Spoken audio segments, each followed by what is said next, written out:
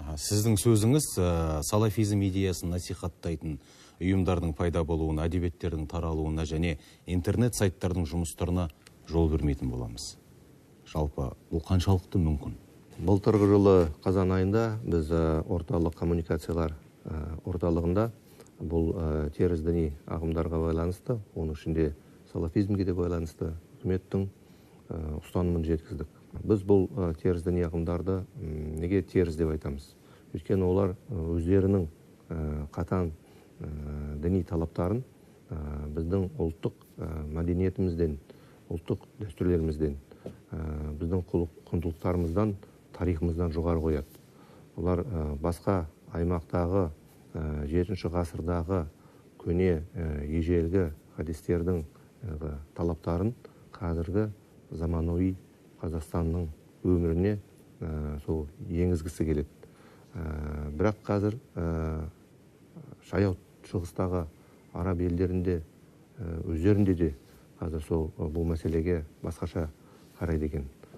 Қазір көптеген тіпті барлық таяу шығыстағы елдер сол діни экстремизмге, радикализмге қарсы күрес жүргізіп жатыр. Сондықтан бізде сол бізге жат, біздің дәстүрлерімізге, біздің ұлттық намысымызға қайшы келетін сондай теріс діни ағымдарға жол бермейміз деп есептейміз. Сонымен қатар біз жеке адамның ой ақылына, оның жан дүниесіне араласпаймыз. Сондықтан біз қазір заңмен ондай теріс діни ағымдарға, салафизм сияқты ондай ағымдарға заңмен тыйым салмай отырмыз.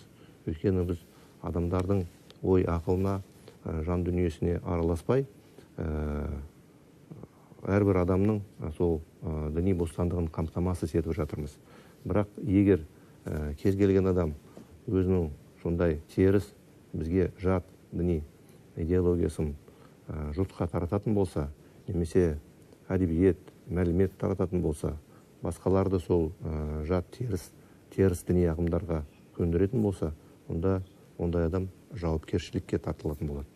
Қазақстан тәуелсіздігінің жылдарының ішінде орын алған лаңкестік актілер жасаушылардың 95% өздерін сол теріс діни ағымдардың ұстанушылары деп атады.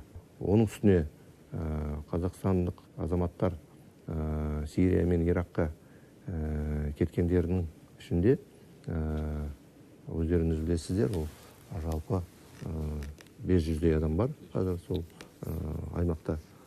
Олар да өздерін біз бейбітшіл, біз зорлық зомбылыққа шақырмайтын, сол суннаға сәйкес өмір сүретін адамдарымыз деп атаған. Бірақ кенеттен бір күнде сол Сирия мен Иракқа кетіп қалып, сол соғысқа, заңсыз соғысқа, сол террористік ойынға, топтарға қатынаса бастады. Сондықтан біздің ұстанымыз айқын, ұстанымыз ашық. Бізде тарихи ханафи мазхабымыз бар. Сондықтан біз елімізге, халқымыздың дәстүрлеріне, халқымыздың мәдениетіне қайшы келетін жат теріс діни ағымдарға жол бермеуіміз керек.